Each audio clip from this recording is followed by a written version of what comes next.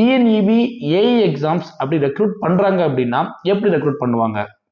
90% பார்த்தீங்க அப்படின்னா TNPSC annual பண்ணுற சைடில் வரும் பாருங்க. அதில் வந்து பார்த்தீங்கன்னா மே மாதம் கம்பைன்டு டெக்னிக்கல் சர்வீஸ் எக்ஸாமினேஷன் நான் இன்டர்வியூ போஸ்ட்டுக்கான நோட்டிஃபிகேஷன் வரும் மாதிரி சொல்லியிருப்பாங்க.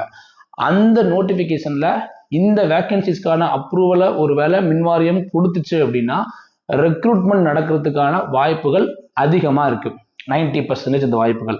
மீதி 10% பார்த்தீங்கன்னா அரசாங்கம் அதுதான் வந்து முழுக்க எல்லா விஷயமுமே பண்ணுதுங்கிறதுனால.